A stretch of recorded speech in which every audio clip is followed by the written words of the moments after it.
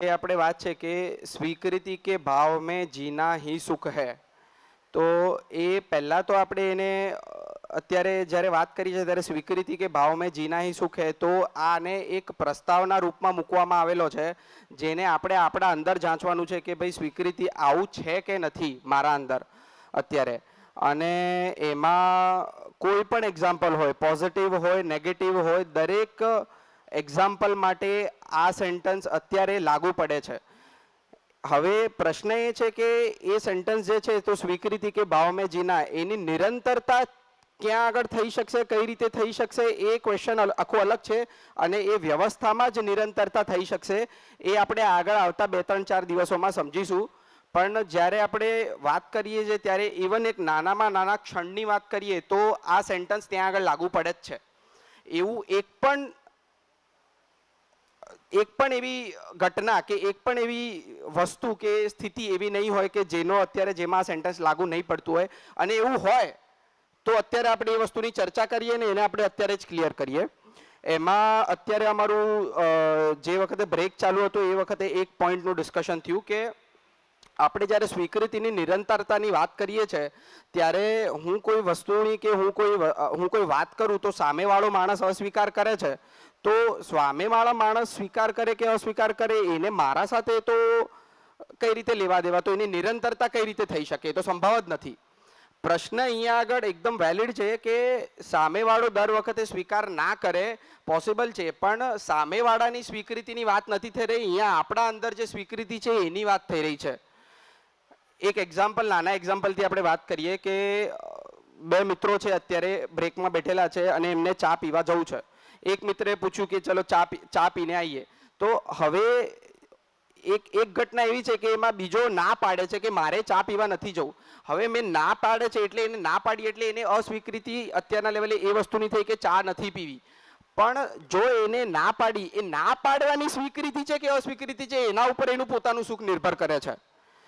હું અત્યારે ચા પીવા નથી જતો એવી મારા અંદર જો સ્વીકૃતિ હોય અને હું ના પાડું છું તો વાંધો નથી, પણ મેં ના પાડી દીધી ને પેલો ચા પીવા જતો રહે એના પછી અંદર ક્યાંક ના ક્યાંક એવું થવું થાય કે ભાઈ નહીં મારે જવું જોઈતું હતું, મારો મિત્ર જે એને મને કીધું, તો તમને અત્યારે તમે જે ડિસિઝન લીધું એ વસ્તુની એક ક્ષણે તમને સ્વીકૃતિ નથી એટલે તમને એવું લાગે છે કે અત્યારે કે એટલે તમને એ વખતે દુઃખ થાય છે। તમને જો એ વસ્તુની સ્વીકૃતિ હોય તો સહજ રીતે એવું થાય કે નહીં ચા પીવા નથી ગયો એનો કોઈ વાંધો નથી।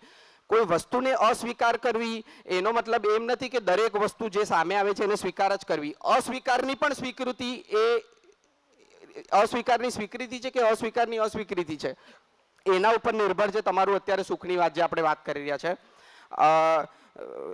નોર્મલ આપણા જે ઘરના અત્યારે બધા કાર્યક્રમો ને બધું થતું હોય એમાં હું તમને કહું કે સાંજે જમવાનું બનતું હોય, દિવસે જમવાનું બનતું હોય, એમાં શાક આ બનતું હોય ને પેલું બનતું હોય, ભાવતું અભાવતું હોય।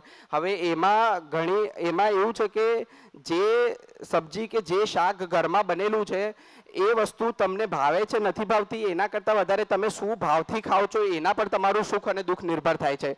જો તમારો ભાવ એવો હશે કે ના મારે આ શું બનાવી દીધું ને આ કેવું છે, તો અત્યારના લેવલે જ્યારે એ વસ્તુની અસ્વીકૃતિ હશે, એ સમયની એ ઘટનાની અસ્વીકૃતિ હશે તો તમને દુઃખ થશે અને ક્યાંક ને ક્યાંક તમને અંદર એવું ફીલ થશે કે અંદર અંતરવિરોધ થશે। અને જો એ વસ્તુની અત્યારે કે એને પત્નીએ બનાવ્યું છે શાક, સરસ છે શાક, અને મને નથી ભાવતું પણ હું જમી લઉં છું, તમે એ વસ્તુને સંપૂર્ણ રીતે સ્વીકાર કરી લો, ટાઈમ નહોતો, ટાઈમનો અભાવ હતો એના લીધે બનાવી લીધું છે, અને જો સ્વીકાર કરી લો તો તમને એ ઘટનામાં એ વખતે અંતરવિરોધ નહીં થાય ને એ વસ્તુની જે અંતરવિરોધ ના થયો ને અંદર તમને સ્વીકૃત થાય એ જ વસ્તુને આપણે કહીએ છીએ કે સુખ અને દુઃખની વાત છે।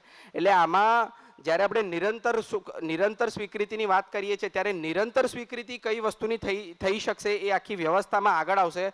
અને બીજી વસ્તુ કે જેટલી લાંબી હાલના લેવલે જેટલા લાંબા સમય સુધી તમને સ્વીકૃતિ કોઈ પણ વસ્તુની રહે તો તમને એટલા જ લાંબા સમય સુધી સુખ રહેશે। જેટલું અંદરથી હું તમને કહું કે જેટલી વધારે સ્વીકૃતિ અંદરથી થાય એક જ ક્ષણમાં એટલું જ વધારે સુખ હશે। જેટલી ઓછી સ્વીકૃતિ, ઘણી વખત એવું થાય કે એક મિત્ર મળ્યો છે, ઓકે હા હેલો કરીને આપણને મળ્યો છે ને વાંધો નથી, પણ એક આપણનો ગાઢ મિત્ર જે એકદમ નાનપણનો મિત્ર હતો એ મળી ગયો તો આપણને એવું થાય કે નહીં અત્યારે એકદમ આપણને ખુશી થઈ જાય। તો જે ક્ષણે તમારી જેટલી ઊંડી સ્વીકૃતિ હશે, મતલબ એ જે કહેવાય છે કે जितनी गहरी स्वीकृति उतना गहरा सुख, जितनी लंबी स्वीकृति उतना लंबा सुख, એટલે એ સ્વીકૃતિ જે છે એ પોતાની છે અને પોતાના અંદર જ જોવાની વાત છે. એ સામેવાળા અત્યારે સ્વીકૃત કરે છે કે અસ્વીકૃત કરે છે એના સાથે કંઈ લેવા દેવા નથી એને. बहुत बहुत धन्यवाद। मुझे भी कुछ समझ में आया, कुछ नहीं भी आया। भाषा ठीक है। देखिए मेरे साथ क्या दिक्कत है कि मैं एक भाषा जान रहा हूँ, हिंदी। आपके साथ क्या, आप हमसे ज्यादा समृद्ध हैं कि आप गुजराती भी जान रहे हैं। ठीक है, बढ़िया। देखिए क्या होता है कि हम एक तरीके से जी रहे होते हैं। हम जब से धरती पे आए तब से हम एक तरीके से जी रहे होते हैं और हमारे में बहुत सारे पूर्वाग्रह पूर्वाभ्यास बने हुए हैं। मतलब आज तक जो हम जिंदगी जिए ही हैं, कोई ऐसा थोड़ी रोज दुखी हुए हैं। अगर दुखी हुए भी हैं तो हम उसको कभी स्वीकारे नहीं है कि दुखी हुए हैं। ठीक है, चलो कोई बात नहीं, जिंदगी तो चल रही है। हमारे यहाँ कोई पूछता है जी कैसे हैं, बोले बस कट रही है। आप क्या क्या बोलते हैं? मजामा। हाँ ये देखिए मजामा, केम छो मजामा। तो यहाँ तो मजा ही है। अभी हम लोग क्या भी पहले बोलते थे क्या हाल चाल है, बोलते ठीक है। तो इसके बोलने के दो तीन तरीके हैं। कि पूछा क्या हाल चाल है, ठीक है। फिर बोला कोई दूसरे व्यक्ति से पूछा क्या हाल चाल है, ठीक है। तीसरे से पूछा कोई क्या हाल चाल है, ठीक है। शब्द वही प्रयोग किया जा रहा है, लेकिन आपको क्या पकड़ में आ रहा है? मजामा मजामा मजामा। तो अभी हमने जिंदगी में जो ज्यादा झेल सके उसको ज्यादा बड़ा माना हमने। तो अव्यवस्था में झेलने की ताकत बढ़ानी पड़ती है। क्या करना पड़ता है? झेलने की ताकत बढ़ानी पड़ती है। उसी को समझौता बोलते हैं, समझौता पूर्वक जीना। और जहां झेलना नहीं है, हम एक दूसरे को समझते हुए बढ़िया से तालमेल से हार्मनी से जी रहे हैं, वहां स्वीकृति है। तो स्वीकृति का मतलब जहां कुछ भार है ही नहीं है, भारी नहीं है।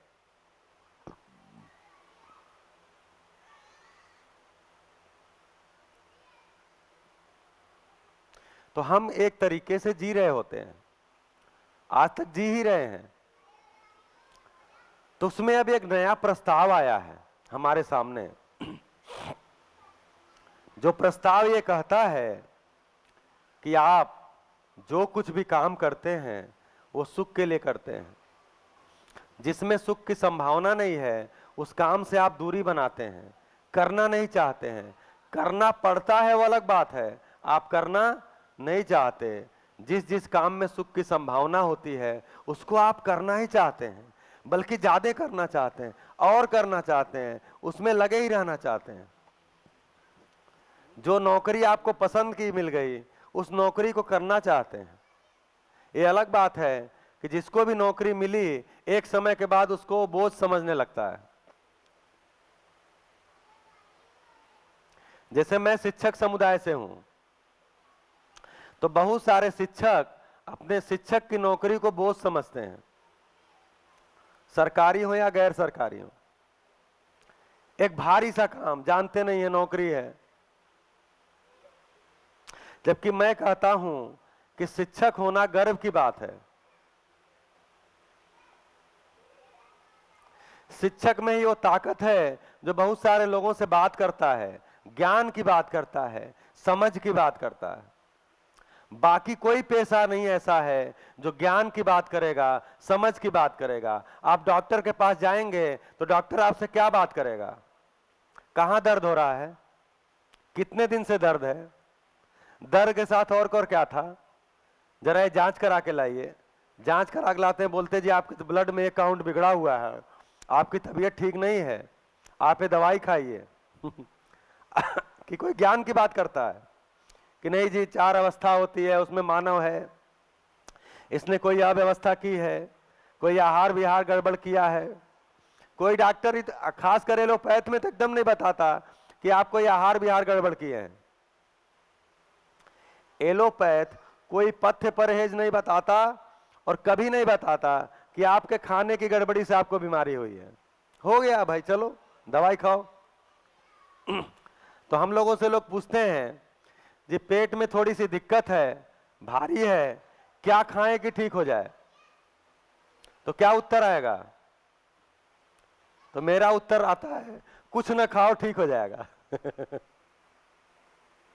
लेकिन एलोपैथ में ऐसा उत्तर नहीं आएगा।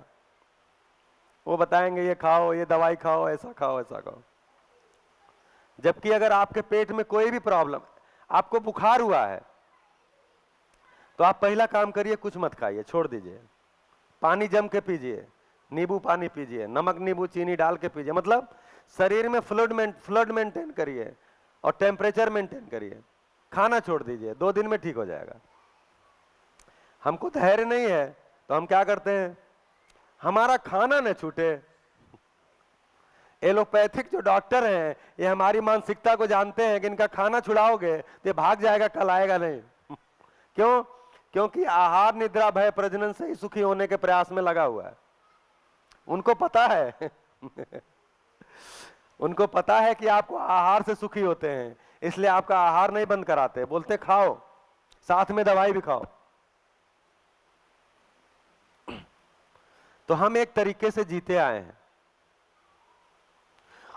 और वो तरीके से हमको ऐसा नहीं है जितने लोग यहां बैठे हैं सबको अपने जीने के तरीके पे कोई शिकायत है या कोई दुखी होकर के यहां आए हैं कि सारे लोग बहुत दुखी थे और यहां आ गए। ऐसा तो है नहीं।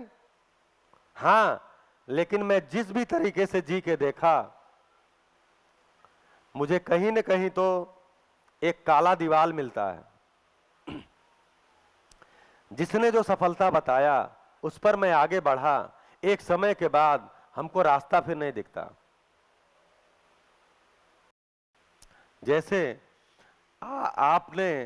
आपको जो भी आपने अपने जिंदगी के लिए लक्ष्य लिया होगा, उस लक्ष्य पे जब तक आप दौड़ते हैं, भागते हैं, एक रोमांच रहता है, लेकिन जब वो लक्ष्य प्राप्त हो जाता है तो वो उतना सुखदायी नहीं होता। जो पद को आप पाना चाहते हैं, जब तक उस पद को पाए नहीं रहते हैं तब तक एक रोमांच होता है, एक अंदर अंदर अच्छा लगता है, लेकिन जब उस पद को पा जाते हैं तो आपको लगता है कोई बड़ी चीज नहीं थी, इसके लिए जो मैंने लगाया वो कोई बड़ी चीज नहीं थी। तो दौड़ने का एक रोमांच होता है, लेकिन उस पद पे उस धन को पा लेना, उस सुविधा को पा लेना, उस जगह पहुंच जाना जिसको हमने सफलता माना है, उस सफलता को पा लेने के बाद हमको नहीं लगता है कोई बड़ी चीज थी। क्यों? समस्याएं जस की तस हैं, नहीं तो और तो बढ़ गई हैं, 10 समस्याएं और बढ़ गई हैं।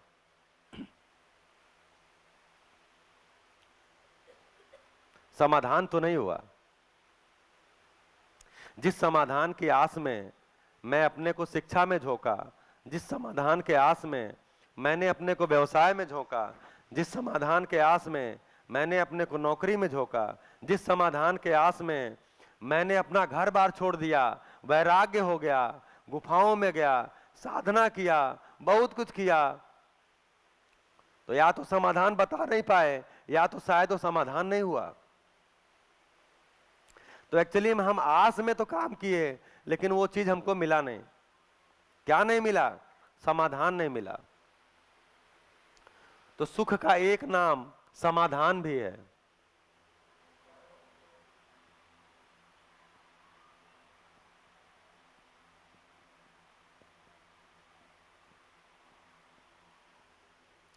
समाधान बराबर सुख।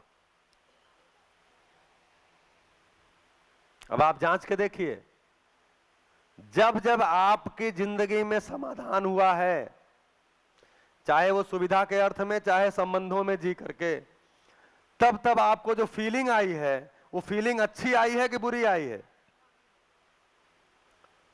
वो फीलिंग अच्छी आई है कि बुरी आई है? एक अच्छी फीलिंग आई है, उसी फीलिंग का नाम है सुख। और ये सुख कितना चाहिए? निरंतर। तो समाधान कितना चाहिए? पूरा। समाधान के साथ निरंतर शब्द नहीं जुड़ता, क्योंकि एक समाधान अगर हो चुका है तो निरंतर बना ही रहता है। जैसे 2 + 2 = 4 होता है, ये हमको पता चल गया, समझ में आ गया, तो ये मेरे साथ बना ही रहता है। तो समाधान निरंतर चाहिए, ये भाषा नहीं है, समाधान पूरा चाहिए। तो सुख निरंतर चाहिए तो समाधान पूरा चाहिए। जांच के देखिए।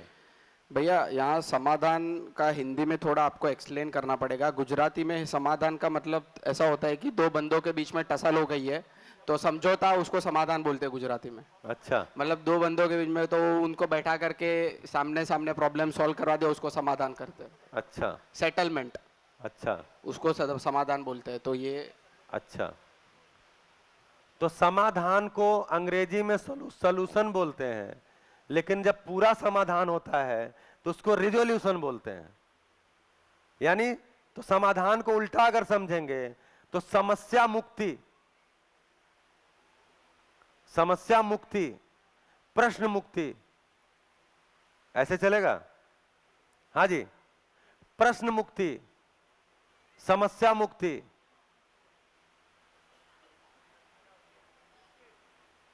या इसके लिए जो हम समाधान बोल रहे हैं उसके लिए गुजराती में क्या शब्द है? उकेल, मतलब सॉल्यूशन ही है। उकेल मतलब उसको थोड़ा और समझना पड़ेगा कि समाधान मतलब जैसे हाँ, सॉल्यूशन सबको आ रहा पकड़ में ना? सॉल्यूशन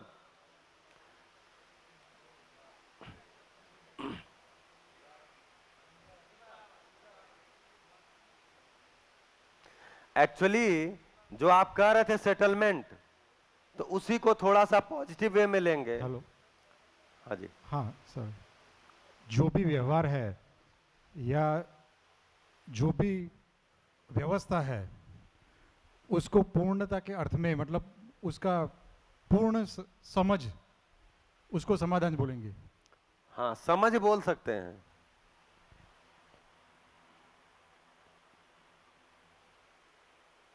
समझ बोल सकते हैं, समझ चलेगा? समझ, मैं समझ गया, मतलब मेरे प्रश्न का उत्तर मिल गया। मैं समझ गया मतलब मेरे लिए वो समस्या नहीं है। जैसे मैं पानी को समझ गया, अब मेरे लिए पानी समस्या नहीं है। मैं पंखा बनाना समझ गया, तो मेरे लिए पंखा खराब होगा तो मेरे पास इसकी समझ है।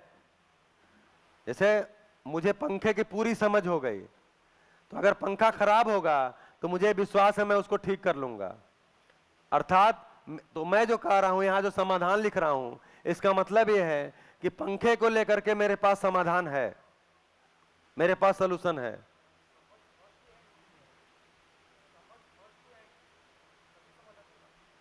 हाँ, हेलो। समझ क्या? हेलो। माइक में जी। हेलो। Hello hello. समझ जो है वो फर्स्ट टू एंड। इको हो रहा भैया ये माइक से। Hello hello. वो रख दीजिए, उससे कोई बटन दबो, इको हो हेलो, रहा। वो ये कहना चाह रहा है कि शुरुआत से अंत तक समझ, मतलब अच्छा, हाँ first to end. Hello. Hello. Hello. ठीक है। हेलो। कहाँ पे? हाँ जी। समाधान को गुजराती में निराकरण कहा जाता है। निराकरण। अच्छा, निराकरण चलेगा? वो भी उतना करीब नहीं होगा। देखिए, यहां जब समाधान कहा जा रहा है तो उस वस्तु को समझ लीजिए सीधा सीधा। यहां जब समाधान कहा जा रहा है तो जैसे मैं पशु पक्षी के साथ जी रहा हूं, मैं पेड़ पौधे के साथ जी रहा हूं, तो मेरे पास पेड़ पौधों के संबंधित सारे नियम का मुझे पता है। मैं खेती कर रहा हूं तो मुझे खेती के सारे नियम पता हैं, यानी मैं खेती को लेकर के समाधान में हूं। अब चला गया। हाँ जी।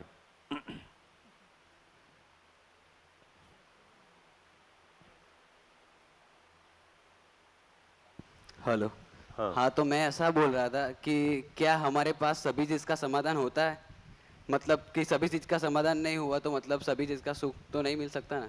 हाँ, तो आप बताइए सभी चीज का आपके पास समाधान होने की संभावना है कि नहीं है? नहीं। जैसे कोई एक चीज बताइए जिसके समाधान की संभावना नहीं है।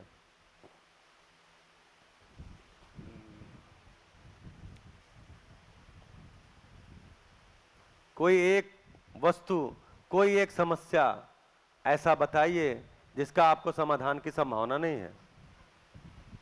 जैसे कि पेट्रोल पेट्रोल नॉन रिफिलेबल है, उसकी समस्या का हमारे पास कोई समाधान नहीं है। नहीं, पेट्रोल समस्या थोड़ी है, पेट्रोल तो बस वस्तु है। पेट्रोल के होने का नियम है। पेट्रोल के होने का क्या नियम है कि पेट्रोल जो है वो धरती के अंदर, हाँ जी नमस्ते, सभी सुन रहे हैं? तो पेट्रोल क्या चीज है कि पेट्रोल जो बड़े बड़े जीव हुए थे वो धरती के अंदर दब गए, उनके दबने से एक रसायन बना, उसको पेट्रोल बोलते हैं। वो धरती के अंदर है। तो कौन कहा था उसको निकाल डालो? वो निकालने के लिए थोड़ी अंदर था हम निकाल दिए। अब उसमें समाधान आपको क्या चाहिए कि ये खत्म हो जाएगा तो फिर से कैसे पाएंगे, यही ना? तो पेट्रोल क्यों निकाल रहे हैं? गाड़ियां चलाने के लिए। तो उसका समाधान तो आ ही गया।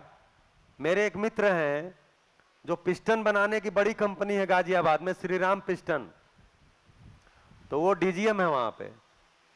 हाँ, आप कोई बोल रहे हैं? तो वो बता रहे थे कि हमारी कंपनी के जो डायरेक्टर हैं उन्होंने संकेत दे दिया है कि आने वाले 7 साल में पिस्टन का काम बंद होने वाला है। मतलब इंटरनल कंबस्टन इंजन आने बंद हो जाएंगे। क्या आएंगे उसके बदले में? मोटर इंजन आएंगे, मतलब बिजली से चलेंगे। तो समाधान आ रहा है कि नहीं आ रहा है? ये पेट्रोल का समाधान है कि नहीं है? पर वो तो चीज़ जो खत्म हो गई उसका क्या समाधान हो सकता? वो मानव की बेवकूफी से खत्म हुई है। मानव के पास, मानव ने जो चीज खत्म हो रही है एक्चुअली वो खत्म होना ही नहीं था।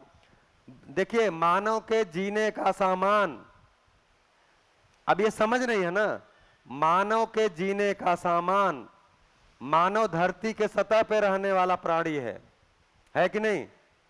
तो मानव के जीने का जिंदा रहने का सामान मैक्सिमम धरती के सतह पे उपलब्ध है, या थोड़ा बहुत खोद के 10-20 फीट करके निकाल लो, उतना ही है। उससे ज्यादा मानव के लिए नहीं है। जो पेट्रोल अंदर है वो धरती के ताप को बनाए रखने के लिए, क्योंकि सूरज से आने वाले ताप को पचाता है, ताप को बनाए रखने के लिए है। हमने क्या किया, अपने सुविधा के अर्थ में, चूंकि मैंने जान लिया सुविधा बराबर सुख, तो मैंने धरती के संसाधनों को सोचा कि मानव के लिए है, और हमने सब खोद खाद के निकाल के खत्म कर दिया। तो खत्म हो रहा है, ये कोई समस्या नहीं है। मतलब खत्म हो जाएगा तो हम नया पेट्रोल बनाएंगे, इसके समाधान की आवश्यकता ही नहीं है। उसके बदले में हम दूसरी तरफ जा रहे हैं। तो वो तो कॉम्प्रोमाइज हुआ ना? पर वो तो कॉम्प्रोमाइज नहीं हुआ। कंप्रोमाइज वो नहीं हुआ ना। वो क्या कंप्रोमाइज हुआ? हाँ, तो वो नहीं मिल रहा है इसलिए हम यूज करते हैं। मिल रहा है ना तो यूज करके। तो वो जो आप वाला समाधान है ना, वो ये जो बोल रहे थे वो वाला आप बता रहे हो। समाधान का मतलब हुआ मेरे प्रश्न का उत्तर। अब क्या है मेरे प्रश्न का उत्तर? कि मुझे गाड़ी चलानी है। मेरा प्रश्न क्या है? मुझे गाड़ी चलानी है। गाड़ी चलानी है तो जब तक पेट्रोल था हम पेट्रोल से चलाए, नहीं पेट्रोल है मोटर से चलाएंगे। हमको तो गाड़ी चलानी है ना, कि पेट्रोल से ही चलानी है? प्रश्न तो होगा हमको गाड़ी चलानी है, उसका उत्तर होगा जो रिसोर्स होंगे उससे चलाएंगे। वही हुआ ना? पर क्या? अभी तो आया तो लास्ट में कॉम्प्रोमाइज ही ना, कि भाई नहीं था इसीलिए हम चला रहे, होता तो बहुत चलाते ना। क्या तो गाड़ी क्यों चला रहे हैं? देखिए देखिए, आप जो कह रहे हो कि आप ये कह रहे हो कि पेट्रोल ही हमको चाहिए, पेट्रोल ही हमको चाहिए, पेट्रोल ही हमको चाहिए। मैं ऐसा नहीं कह रहा कि पेट्रोल ही हमको चाहिए, हाँ, पर ये तो कॉम्प्रोमाइज ही हुआ ना, क्या? कि भाई पेट्रोल नहीं मिल रहा तो चलो कोई बात नहीं, चलो बिजली आने दो आने दो। हाँ, तो ये तो भेजे में अकल है ना कि पेट्रोल हमेशा नहीं मिलेगा। ये तो समाधान है ना मानव के पास कि पेट्रोल हमेशा नहीं मिलेगा, ये तो पता ही है। सर, एक मिनट, हाँ जी, कहाँ पर? जी, समाधान का दूसरा अर्थ संतुष्टि नहीं मान सकते? संतुष्टि, हमारा मन का संतुष्टि। समाधान हो गया, संतोष हो गया, और वही सुख है। हाँ ठीक है, लेकिन संतोष हो गया और संतोष करना पड़ा, ये दोनों में अंतर है। समाधान माने संतोष, हाँ ठीक है, और उससे संतुष्टि मिलती है, तो वो संतुष्टि ही सुख है। ठीक है। मन और शरीर की एक विशेष अवस्था जिसको ठीक। सुख बोलते हैं। ठीक है। तो समाधान का जब यहाँ कहा जा रहा है तो उसका मतलब है कि मेरे पास मेरे प्रश्नों का उत्तर है, मेरे पास मेरे प्रश्नों का उत्तर है। तो ये जो बात कर रहे हैं कि मुझे गाड़ी चलानी है, इसका उत्तर चाहिए, तो हमको पता है कि पेट्रोल हमेशा नहीं मिलेगा, तो हम मोटर से चलाएंगे। तो समाधान तो गाड़ी चलाने का है ही है। सोलर से चलाएंगे, समाधान तो है ही है। वो तो फिर सेम हेलो। ही हुआ ना कि भाई चलो भाई आज खाना अच्छा नहीं है तो खराब, थोड़ा बुरा है, चलेगा ना, वो चलाने वाली ही बात होगा जाती है ना बाद में। तो नहीं तो मोटर बुरा है, पेट्रोल अच्छा है, ऐसा तो नहीं है ना।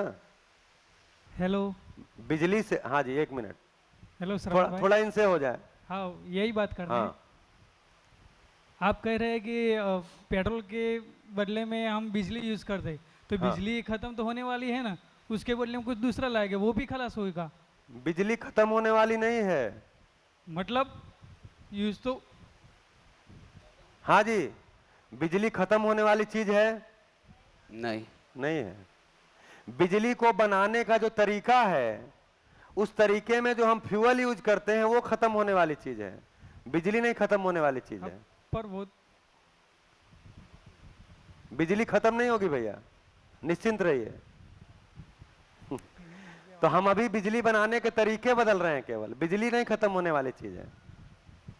कोयले को हमने उसको समझ लिया, एक समय तक हमारे पास कोयला ज्यादा था तो हम कोयले को जलाए, अब कोयला खत्म होने के कगार पे पहुंचा तो हम गैस से बना रहे हैं, गैस भी खत्म होने के कगार पे है तो हम किससे बना रहे हैं?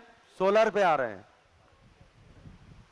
तो अगर मानव ज्ञान परंपरा में पहले से रहता, हाँ जी, अगर मानव के पास ज्ञान परंपरा पहले से रहती, मानव पहले से 4 अवस्थाओं को समझा होता, मानव धरती को ठीक से समझा होता, तो उसी समय में ऐसी चीजों से बिजली बनाता जिससे बहुत चीजें बच जाती।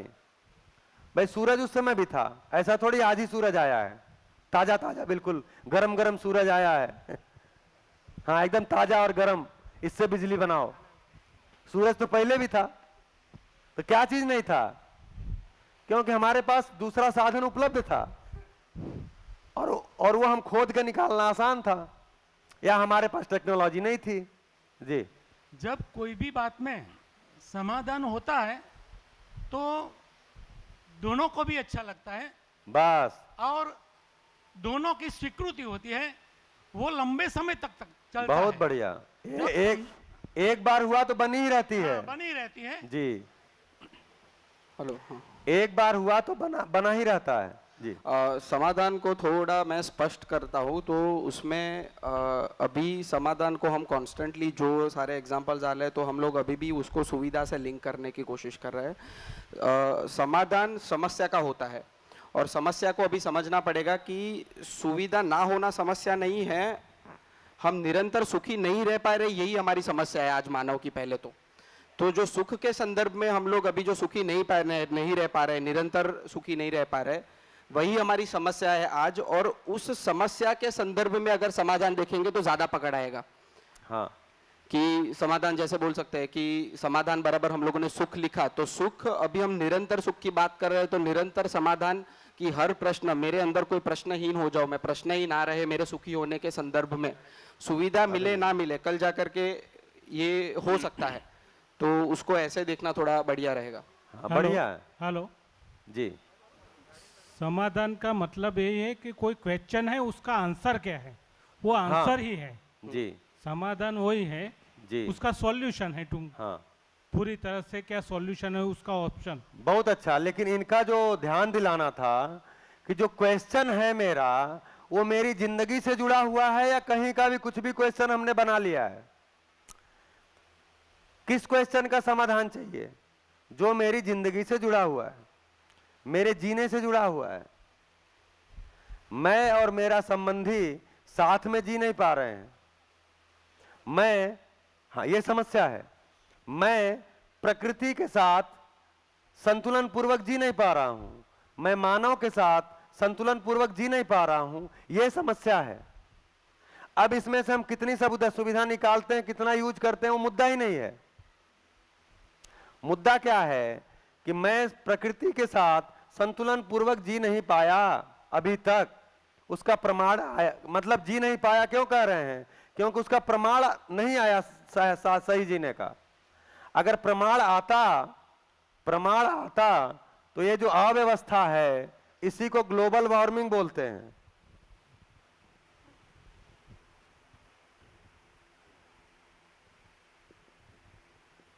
ग्लोबल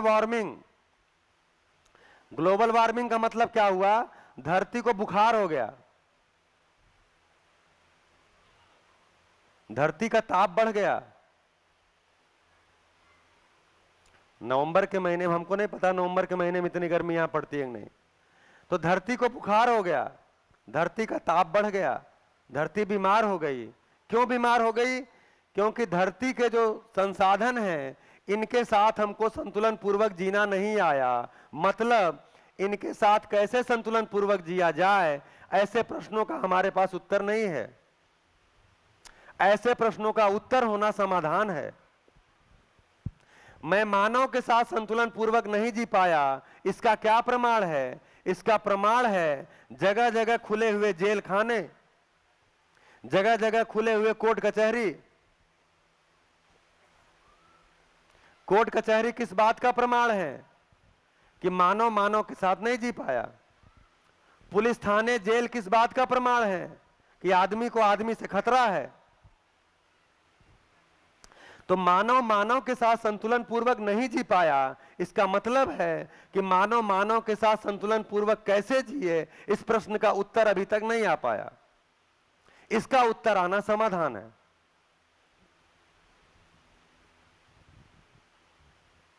क्योंकि दो ही जीने के हमारी जगह है, प्रकृति और मानव, और इन दोनों जगह पे ही हम आज तक फेल हुए हैं। पूरी दुनिया फेल हुई है, केवल विश्वनगर के लोग ही फेल नहीं हुए, केवल दिल्ली के लोग ही फेल नहीं हुए, पूरी दुनिया इसमें फेल हुई है, प्रकृति के साथ जीने में, मानव के साथ जीने में। क्योंकि हर जगह कोर्ट कचहरी है, हर जगह मुकदमे, हर जगह पुलिस है, हर जगह नियम कानून बना के रखा है। अगर नियम कानून भी हटा दीजिए तो इनकी और दुर्दशा हो जाएगी।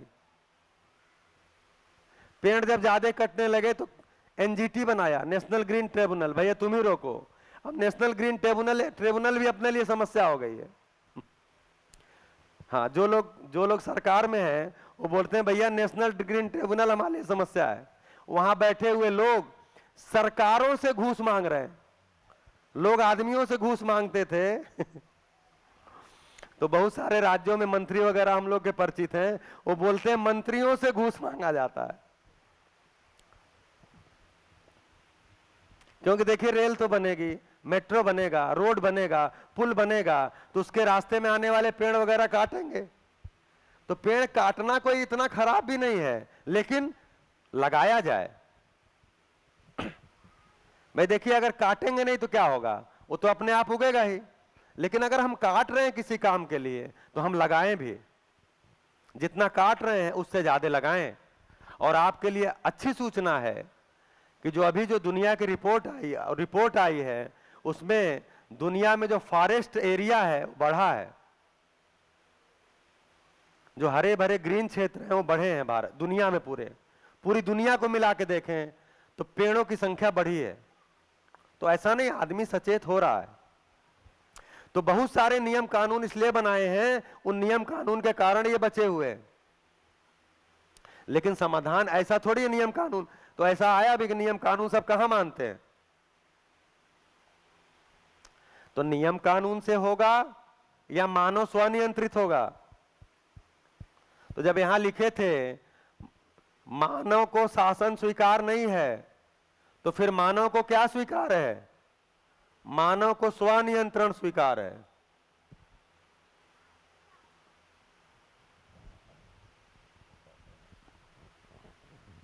स्वनियंत्रण ही स्वीकार है। जैसे कौन सा मानव होगा जिसको कोई नासमझ कहे और उसको अच्छा लगेगा?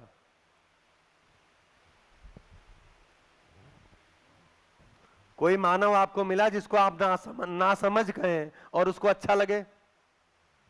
नहीं अच्छा लगेगा। इसका मतलब क्या है? हर मानव खुद को समझदार कहलाना ही चाहता है नहीं, वो अलग बात है। हमारे घर में बच्चे बड़े होते हैं, एक समय के बाद हमारी बात को मानते हैं, एक उम्र के बाद बोलते हैं नहीं हमको इसका पता, आपको नहीं पता। क्यों? वो सोचते अच्छा आप कोई काम उनको बता देते हैं और वो काम करके आते हैं और आप बोलते हो नहीं ये तुम गलत कर दिए, बोलते नहीं हम सही किए हैं। मतलब इस बात का प्रमाण है कि वो ये चाहते हैं कि उनको समझदार माना जाए। इसका मतलब क्या है? इसका मतलब यही है कि मानव स्वनियंत्रण चाहता है, शासन नहीं चाहता। इसीलिए बोले कि शासन व्यवस्था नहीं है। क्यों? क्योंकि शासन मानव पे होता है और मानव को स्वीकार ही नहीं है। इस देश में कम से कम अधिकतर लोग नियम को नहीं मानते। किसी लज्जावश, किसी और चीजों के बस लोग स्वीकार मतलब समझौता करके जी रहे हैं, नियम को नहीं मानते। मैंने देखा है दिल्ली में कितनी भी पेनाल्टी बढ़ा दीजिए, लोग पेनाल्टी देने में गर्व महसूस करते हैं। धड़ाधड़ ग्रीन रेड लाइट शूट करेंगे, 2000 की नोट निकाल के दे देंगे, बढ़ जाएंगे आगे। भैया पैसे से आप थोड़ी नियम मनवा पाओगे, पैसा तो लोगों के पास हो गया है, पेनाल्टी लगाओ। अभी दिल्ली में ऑड इवन चल रहा है, सबको पता है ऑड इवन है, फिर भी लोग डेली 100, 200, 400 पेनाल्टी कट रही है। क्या लोगों को पता नहीं है ऑड इवन है? चलो कोई बात नहीं, 4000 पेनाल्टी देंगे, गाड़ी तो जाने देंगे। गाड़ी से जाना ही चाहते, गाड़ी तो जाने देंगे। तो कुल मिलाकर के नियम कानून का मतलब क्या हुआ? शासन मानव को स्वीकार नहीं होता। शासन जब भी स्वीकार होगा मानव को स्वनियंत्रण स्वीकार होगा। हर बच्चा चाहता है कि उसको समझदार जिम्मेदार माना जाए। क्यों प्रिया? जबकि बड़े हैं कि मानते ही नहीं है कि आप समझदार हो गए। बड़े मानते ही नहीं है कि समझदार हो गए, लेकिन ये क्या चाहते हैं? हमको समझदार जिम्मेदार माना जाए। बड़ों की क्या इच्छा है? समझदार जिम्मेदार हो जाए। तो समझदार जिम्मेदार माना जाए का मतलब ये हुआ हम स्वनियंत्रण चाहते हैं। तो जब व्यवस्था को समझते हैं तो स्वनियंत्रण आता है। तो व्यवस्था को समझते हैं, तो इसीलिए पहले दिन कल बोला था कि सुना हुआ सुनाने के काम आता है और समझा हुआ जीने के काम आता है। तो जब भी समझना बोल रहे हैं इसका मतलब जीना। समझने का मतलब हुआ कि मेरे जीने की चीज है, जीने की चीज को समझा जाता है, सुनाने की चीज को सुना जाता है, सूचना सुनी जाती है। जैसे मुझे वहां से उन्होंने इशारा किया चाय का टाइम हो गया, मैंने आपको बता दिया चाय का टाइम हो गया, इसमें कुछ समझने की चीज थी? इसमें कुछ समझने की चीज थी? नहीं थी। तो उधर से सूचना आई, हमने इधर दे दी, तो सुना दिया। तो समझना का मतलब ही है जीना, जीने के अर्थ में ही समझना। इसीलिए जिज्ञासा जो होती है, जिज्ञासा इसका शाब्दिक अर्थ होता है जीने के ज्ञान के संबंध में आशा, यानी जीने के संबंध में आशा, जिज्ञासा। तो हम लोग बोलते हैं कि आपकी क्या जिज्ञासा है, मतलब आपके जीने के संदर्भ में क्या आप पूछना चाहते हो। जिंदा रहने के संदर्भ में नहीं, जीने के संदर्भ में आप क्या पूछना चाहते हो, उसको जिज्ञासा बोलते हैं। तो अभी जितना हम समाधान कोशिश, इसको समाधान नहीं कहते, सुविधा के अर्थ में नियम को पहचानना है, नियम के अनुसार उसका उपयोग करना है। सुविधा का क्या करना है, सुविधा के लिए क्या करना है, नियम को पहचानना है, उसके अनुसार उसका उपयोग करना है, उसका उतना ही समाधान है। लेकिन मानव का मानव के साथ और मानव का प्रकृति के साथ निरंतर तालमेल पूर्वक जीना बना रहे, इसके अर्थ में जितने भी मेरे उत्तर हैं वो सभी समाधान हैं। मानव का प्रकृति के साथ, मानव के साथ तालमेल बना रहे, इसके संदर्भ में जो उत्तर है वो सारा उत्तर समाधान है।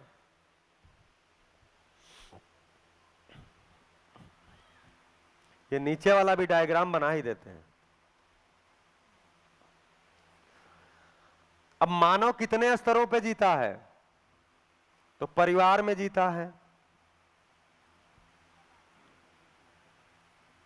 समाज में जीता है, और परिवार समाज में जीता रहे इसके लिए कुछ व्यवस्था बनाता है जिसको मानवकृत व्यवस्था बोलते हैं।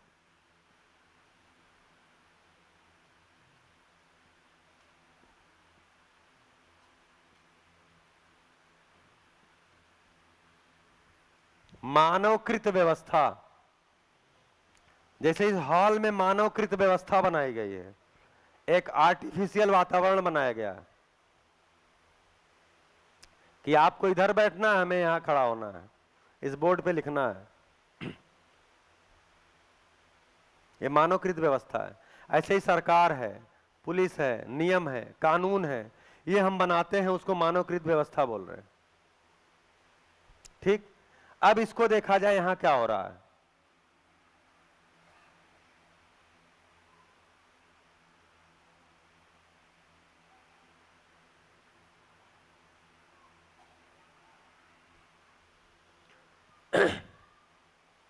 तो मानव को लगता है कि मेरे परिवार में मेरी इज्जत नहीं है, मेरे परिवार को समझदार होने की जरूरत है। क्यों हिमांशु भाई? तो मानव को लगता है कि मेरे परिवार में लोगों को समझदार होने की जरूरत है। परिवार को क्या लगता है? मानव को समझने की जरूरत है। स्कूल जाओ, पढ़ो पढ़ो, शिविर में जाओ, तुम्हारे लिए शिविर बहुत जरूरी है। परिवार को क्या लगता है? तुम शिविर करो, तुम्हारे लिए जरूरी है। तो परिवार मानव को ना समझ मान रहा है, मानव परिवार को ना समझ मान रहा है, दोनों जगह क्वेश्चन मार्क। अभी मैं क्वेश्चन मार्क काले से बना रहा हूं क्योंकि लाल पेन नहीं है यहां। चलिए, लाल वहां तक दिखता भी नहीं है। फिर परिवार और समाज में देखते हैं तो परिवार बोलता है जी क्या करें क्या करें, समाज एकदम बिगड़ा हुआ है, एकदम बिगड़ गया, समाज बर्बाद हो गया है। समाज क्या बोलता है कि समाज नाम की कोई चीज थोड़ी होती है भाई, परिवार से ही तो लोग समाज बनते हैं, इसका मतलब परिवार बिगड़ा हुआ है। ले ले लाल, हाँ वो पता चलेगा ना लाल निशान। ठीक,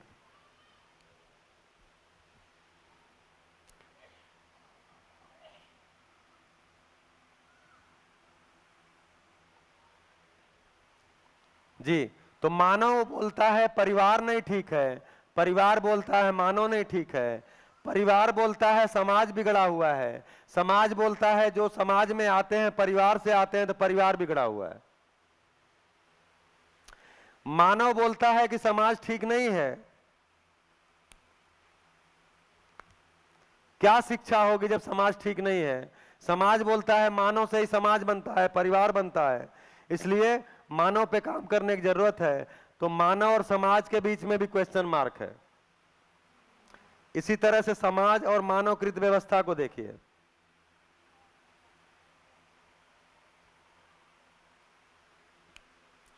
समाज बोलता है व्यवस्था सड़ गई है, सरकारें बेकार हो गई हैं, सरकारें जो है काम लायक नहीं रह गई हैं, सरकार में जो लोग आते हैं वो अच्छे नहीं हैं, जनता चुनाव अच्छा नहीं करती है, ऐसा बोलते हैं समाज। व्यवस्था क्या बोलती है? भाई जो आप आदमी बनाए उसी में से तो चुनेंगे हम, आप लोग ठीक आदमी क्यों नहीं बना रहे हो? मान लीजिए 8 कैंडिडेट लड़ रहे हैं तो उन 8 में से ही तो किसी को चुनना है। अभी तो 9वां एक नोटा भी लड़ने लगा है, नहीं तो पहले आदमी लड़ता था, अब जो है एक कल्पना भी लड़ने लगी है। तो सरकार बोलती है कि समाज खराब है, समाज बोलता है सरकार खराब है, परिवार बोलता है सरकार खराब है, सरकार बोलती है परिवार खराब है। ऐसे ही मानव और सरकार के बीच में देख लीजिए, जहां मानव की एंट्री हुई सब लाल बत्ती जल गई। धरती पर मानव की एंट्री होते ही लाल बत्ती जली है। तो ऊपर जो अव्यवस्था हुई है इसको ग्लोबल वार्मिंग बोलते हैं, यहां जो अव्यवस्था हुई है उसको फैमिली वार्मिंग बोलते हैं, फैमिली वार्मिंग। यहां जो अव्यवस्था हुई है उसको सोशल वार्मिंग बोलते हैं।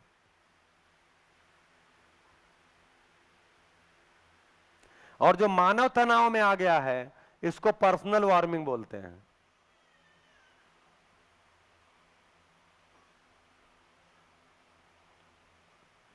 वार्मिंग का मतलब, वाब मतलब गरम, गरम मतलब आग लगी हुई है तो मेरे अंदर भी आग लगी हुई है, यानी मैं तनाव में हूं। परिवारों में भी आग लगी हुई है क्योंकि वहां कलेश है, समाज में आग लगी हुई है, भय है, व्यवस्था में आग लगी हुई है क्योंकि व्यवस्था भय से ही चलाई जाती है। अभी सरकारें कैसे चलती हैं? अभी ये बोल रहे थे प्रतिबंध लगा दिया लिकर का, तो सरकार कैसे चलती है? भय और प्रलोभन से। सरकार या तो आपको कानून का कोई डर दिखाती है, नहीं तो कोई लालच देती है।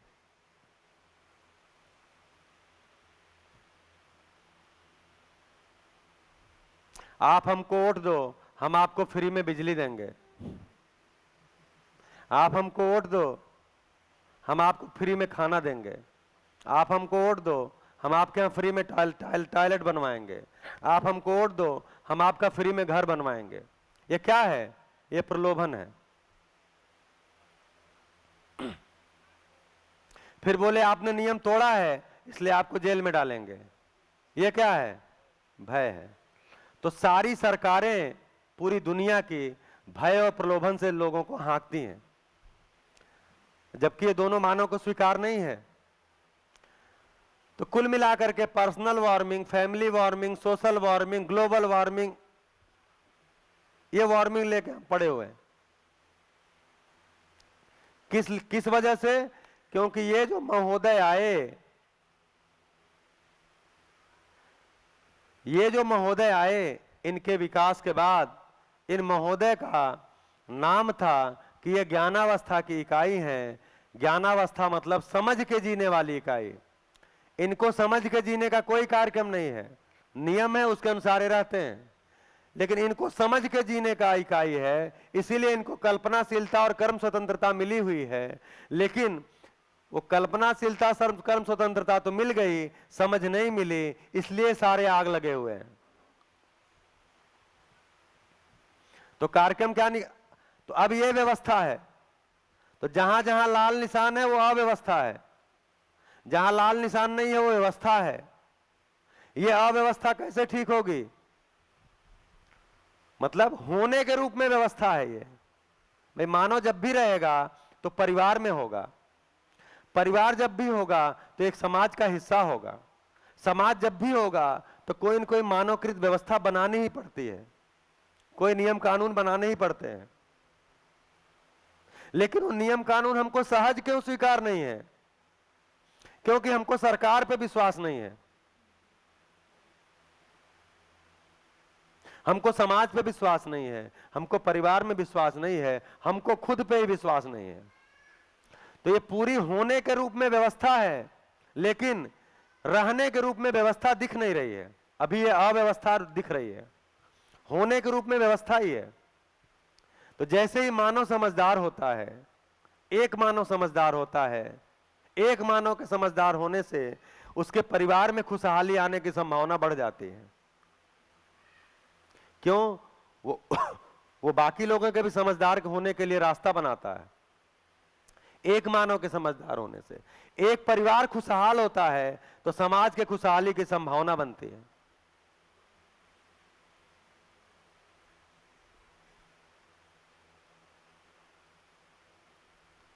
तो ये होने के रूप में व्यवस्था है, अभी रहने के रूप में व्यवस्था नहीं बन पाई, हो नहीं पाई। क्योंकि जब भी व्यवस्था होगी तो भी ऐसी ही होगी, केवल ये लाल निशान नहीं होंगे, समाज ही होगा, प्रकृति ही होगी, मानव होगा, परिवार होगा, मानवकृत कोई व्यवस्था होगी, ऐसा ही होगा। इसके मूल में जाएंगे, मानव ये लाल निशान के मूल में जाएंगे तो मानव की नासमझी, और क्या चीज नासमझी? मानव खुद को समझ नहीं पाया कि मुझे सुख चाहिए और निरंतर चाहिए और ये सुविधा से नहीं मिलने वाला। मानव ये समझ नहीं पाया कि मुझे जो निरंतर सुख चाहिए, ये सुख सुविधा से निरंतरता इसमें नहीं आएगी, निरंतरता नहीं होगी। तो मानव जब भी मानव के साथ तालमेल पूर्वक जिएगा, समझ पूर्वक जिएगा, तो ही सुख की निरंतरता होगी। उस सुख को समझने गए तो पता चला स्वीकृति के भाव में जीना ही सुख है। तो जो घटना जो स्थिति में स्वीकार होती है, स्वीकार लेता हूं नहीं, मेरे में स्वीकृत हो जाती है, वैसे भाव में मैं स्थिर हो जाता हूं। तो मेरे में भाव स्थिर होते हैं तो मेरे विचार स्थिर होते हैं, मेरे भाव स्थिर होते हैं तो मेरे विचार स्थिर होते हैं, मेरे विचार स्थिर होते हैं तो मेरे कार्य और व्यवहार स्थिर होते हैं, मेरे कार्य और व्यवहार स्थिर होते हैं तो मैं मानव के साथ संतुलन पूर्वक और प्रकृति के साथ संतुलन पूर्वक जी पाता हूं। तो भाव की स्थिरता से विचार की स्थिरता आती है, विचार की स्थिरता से मेरे कार्य व्यवहार की निश्चितता आती है, अर्थात मैं निश्चित आचरण को पा जाता हूं। तो स्वीकृति भाव है, तो मेरे में जब वो भाव स्थिर हो जाते हैं, मैं स्वीकृति के भाव में आ जाता हूं, तब मेरे विचार स्थिर होते हैं। अभी तो मैं खुद अपने विचार से परेशान हूं। सुबह कोई और विचार आया था, दोपहर होते होते सूरज के ऊपर आते आते मेरा ही विचार बदल गया, शाम होते होते फिर मेरा विचार बदल गया, कल मेरा कुछ और विचार हो गया। तो मेरे विचार में स्थिरता नहीं है, इसीलिए मेरे कार्य व्यवहार में निश्चितता नहीं है, इसीलिए मैं प्रकृति के लिए भी उपयोगी आज तक नहीं हो पाया और एक मानव के लिए भी उपयोगी नहीं हो पाया। क्यों? क्योंकि एक मानव के लिए मैं तभी उपयोगी होऊंगा जब मेरा आचरण निश्चित होगा, मेरा व्यवहार निश्चित होगा, उसमें कंसिस्टेंसी होगी। तो मेरे भाव की स्थिरता न होने से मेरे विचार की स्थिरता नहीं है, इसीलिए मेरे कार्य व्यवहार में निश्चितता नहीं आ रही, वो मुझे भी स्वीकार नहीं हो रही, दूसरे को भी स्वीकार नहीं हो रही। तो मैं सुख पूर्वक जीने लगता हूं। अब ये नया स्टेटमेंट है, क्या स्टेटमेंट नया दिया हमने? देखिए, बहुत देर बोलने के बाद एक स्टेटमेंट नया आता है, तो मैंने अभी क्या नया स्टेटमेंट दिया? हां, मैं सुख पूर्वक जीने लगता हूं। ये अभी तक का नया स्टेटमेंट है कि नहीं है? क्योंकि अभी क्या कह रहे थे? अभी कैसा जीते हैं? सुखी होने के लिए जीते हैं। तो सुखी होने के लिए जीना है या सुखी होकर जीना बनता है? इसको जांचिए। सुखी होने के लिए जीते हैं, जीना बनेगा, या सुखी होके जीना बनेगा? सुखी होके जीना बनेगा। अब पता चला रॉन्ग नंबर कहां है। रॉन्ग नंबर यह है कि हम सुखी होने के लिए जीते हैं। किससे? ऐसे मानव के साथ जो खुद ही सुखी नहीं है। तो एक सूत्र है, जिसके पास जो होता है उसी का वो बंटन करता है, बंटवारा करता है, बांटता है। तो सुखी सुख बांटेगा, दुखी दुख बांटेगा। तो हम सुख की आस किनसे लगाए हुए हैं? हम सुख की आस किनसे लगाए हुए हैं? जो पहले से दुखी बैठे हुए हैं।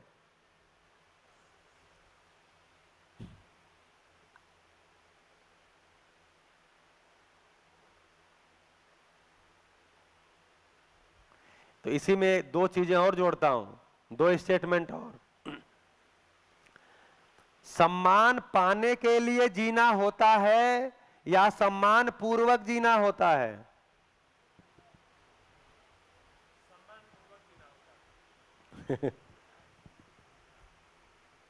आप देखिए कौन सा सही होगा, सम्मान पाने के लिए जीना या सम्मान पूर्वक जीना? आप सम्मान पूर्वक जीने का मतलब ही ये हुआ, मैंने अपने अंदर सम्मान को पहचान लिया है तो ही मैं दूसरे का सम्मान कर पाऊंगा। अगर मैं सम्मान पहचाना ही नहीं हूं तो दूसरे का क्या सम्मान करूंगा? कोई एक्टिंग ही करूंगा। तो लोग माला पहनाते हैं, अंदर से गालियां निकालते हैं। साल उड़ाते हैं, अंदर से गुस्सा निकालते हैं। कहां से आ गया, खर्चा करा दिया हमारा।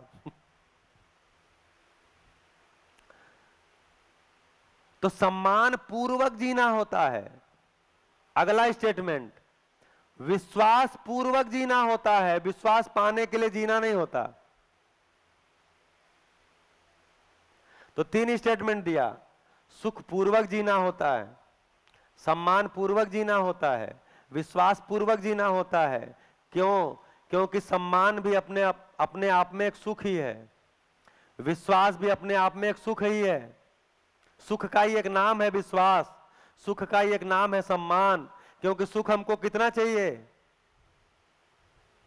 सुख हमको कितना चाहिए? अरे ये तो रट गया है ना, निरंतर। विश्वास कितना चाहिए? निरंतर। सम्मान कितना चाहिए? अब अगर दूसरे पे डिपेंड है सम्मान के लिए तो निरंतरता की संभावना है? मैं सम्मान के लिए अगर दूसरों पे निर्भर हूं तो उसमें तो सम्मान के निरंतरता की संभावना है? उसकी मर्जी, पानी दीजिएगा, उसकी मर्जी। इसीलिए हमको सम्मान कभी मिलता है, कभी नहीं मिलता है। क्यों? क्योंकि हमको बाहर से आने की उम्मीद है।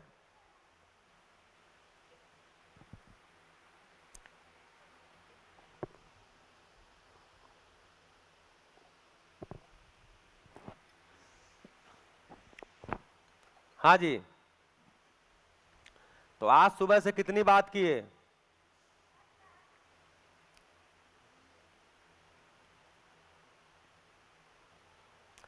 एक बार आप लोग 2-3 मिनट अपनी आंख बंद करिए या खुले भी रखिए, कोई दिक्कत नहीं है।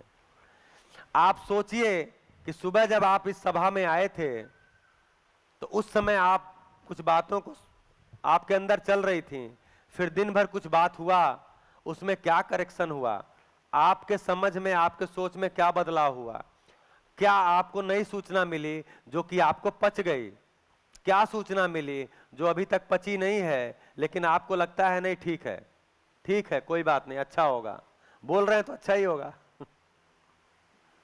तो एक बार आप सुबह से लेकर अभी तक की जो आपकी जर्नी रही है उसको एक बार आंख बंद करके या खुले, जैसे आपको अच्छा लगता हो, एक बार सोच के देखिए। जिनको लगता नहीं जितना मैं सोचा था सब कॉपी में लिख दिया हूं, तो कॉपी पलट लीजिए।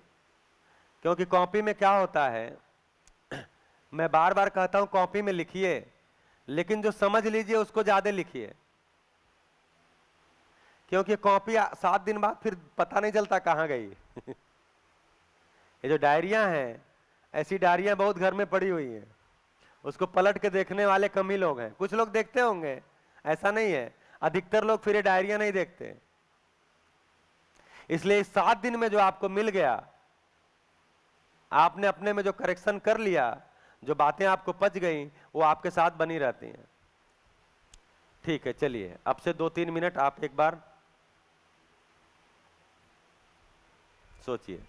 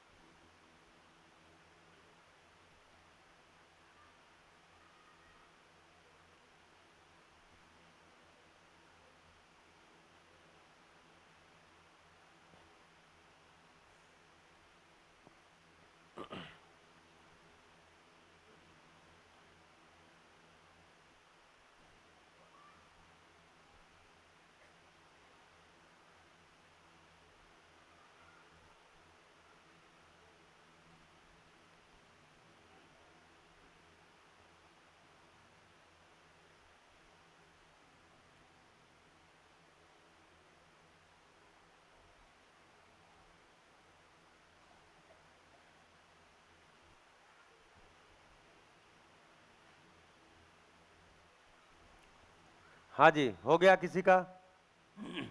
कोई बोलेंगे या और टाइम लेंगे थोड़ा?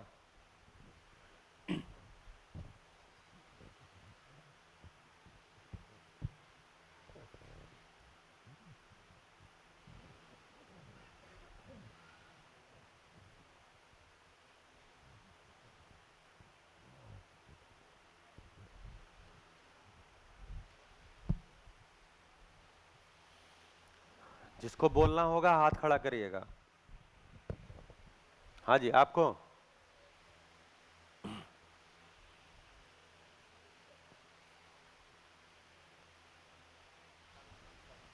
હલો હલો એટલે एक्चुअली मैं गुजराती में बोलूँगा तो मतलब काफ़ी लोगों को बढ़िया। क्लियर भी हो जाए।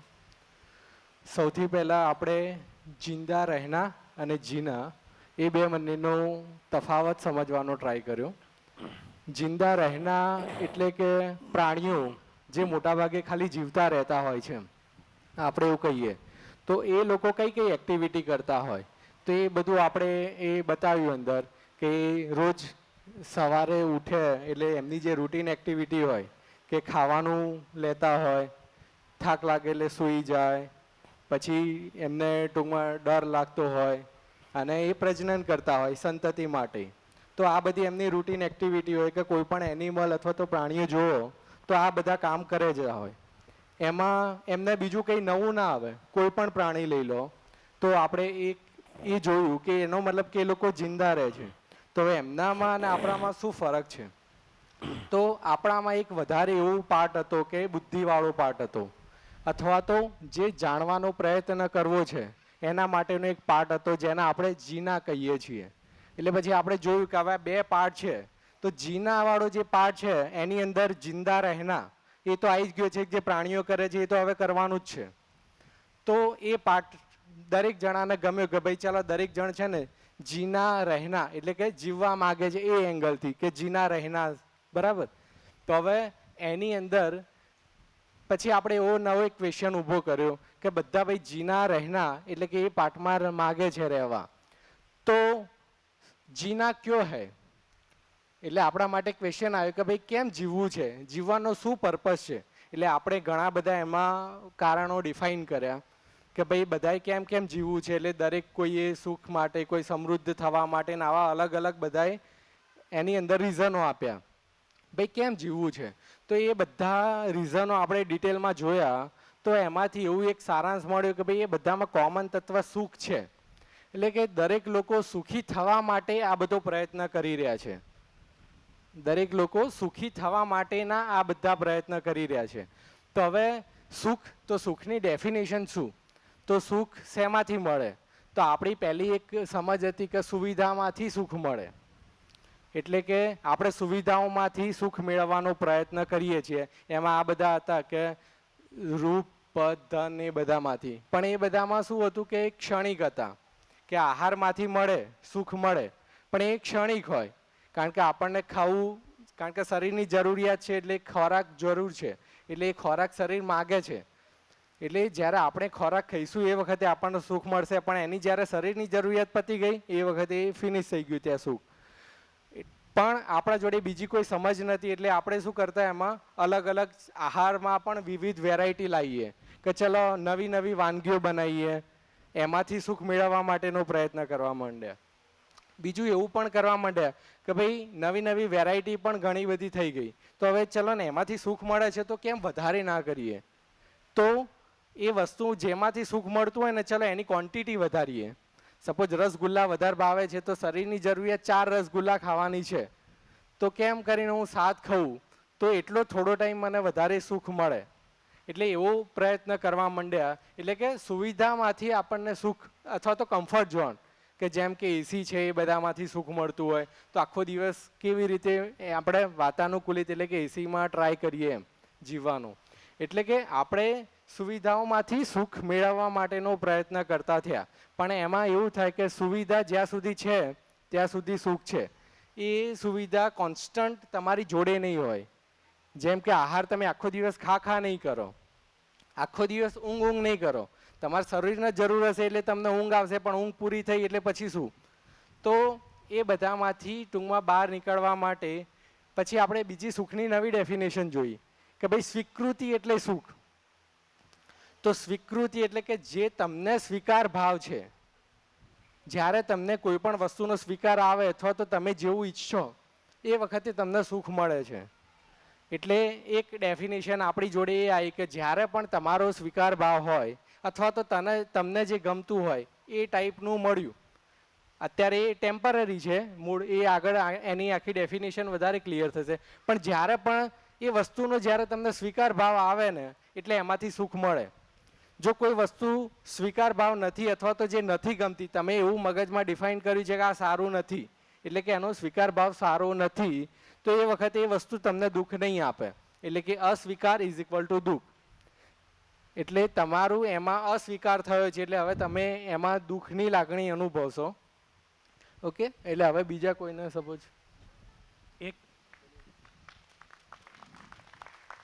जो जो मेरे को समझ में थोड़ा हाँ। विवरण कर लेता हूँ. जी इसमें स्वीकृति बराबर सुख तो बहुत क्लियर अभी मेरे को भी हो रहा है कि हमको स्वीकृति, गुजराती में ज बात करूँ, स्वीकृति जे છે વ્યવસ્થાની છે. એક આપણે કે વ્યવસ્થા અને અવ્યવસ્થા. તો વ્યવસ્થા એ છે કે અહીંયા જે પદાર્થ અવસ્થા છે, પ્રાણ અવસ્થા, જીવ અવસ્થા, તો ધરતીની બધી વ્યવસ્થા છે એક વ્યવસ્થા છે. એ વ્યવસ્થામાં માણસે કંઈક ના કંઈક પોતે જે કર્યું છે કે પહેલે આમાં જે વાત કરી માનવ કા સમસ્ત પ્રયાસ કેવલ और केवल સુખ કે लिए है. એટલે કે માણસની અંદર સમજણ નહોતી એટલે એ પોતે સુખના પ્રયાસની અંદર પ્રકૃતિ સાથે બધી અવસ્થાઓ સાથે ક્યાંક ના ક્યાંક છેડખાની કરી છે. એટલે આપણે જે ટેમ્પરરી સુખ કહીએ છીએ તો ટેમ્પરરી સુખ ત્યાંથી મળી ગયું કંઈક ના કંઈક લેવા માટે. પણ આજે ગ્લોબલ વોર્મિંગ આપણે ઊભું કર્યું છે અને નીચે જોઈએ છે કે સમજણ નથી. એટલે વિધાઉટ સમજણ વગર માણસે સમાજ બનાવ્યો, પરિવાર બનાવ્યો, માનવકૃત વ્યવસ્થા બનાવી, પણ એની અંદર પણ સંતુષ્ટિ નથી આજે. ક્યાંક ને ક્યાંક વિરોધ જન્મી રહ્યો છે. તો એ ક્લિયર થયું. એટલે કહેવા માંગે છે વ્યવસ્થા એટલે આ વસ્તુ આખી સિસ્ટમ જ્યાં સુધી સમજીએ નહીં ત્યાં સુધી વ્યવસ્થા સમજણમાં નહીં આવે. એટલે ઘણી વખત બધા પ્રશ્નો જે ઉત્પન્ન થઈ રહ્યા છે તો એ દેખાય છે તો આપણા ટેમ્પરરી સુખમાંથી જ એને હજી બીજી દિશામાં જોવા તરફ લઈ જઈ રહ્યા છીએ આપણે. જે ચોરી કે દારૂની કે ટેમ્પરરી એન્જોયમેન્ટ, આ બધું એ શરીરના આધાર ઉપર ત્યાં જ છે. પાછું આપણા શરીર ઉપર આવી જઈએ છીએ. હજી અહીંયા શિફ્ટ થાય એવું લાગતું નથી જીના ઉપર. એટલે હજી જીના ઉપર જર્ની સ્ટાર્ટ નથી થઈ, એ હજી ક્લિયર થાય છે. એટલે હજી મને ક્લિયર થાય છે કે હજી જીના હજી હવે આપણે એમાં ખાલી એક થડી એક શરૂઆત કરી રહ્યા છીએ. તો इधर तक क्लियर हो रहा है. कि हेलो। जिंदा रहना, जीना और व्यवस्था क्या है और अव्यवस्था क्या है।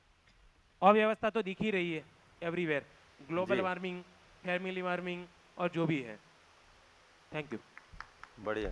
हाँ जी, चाणक्य।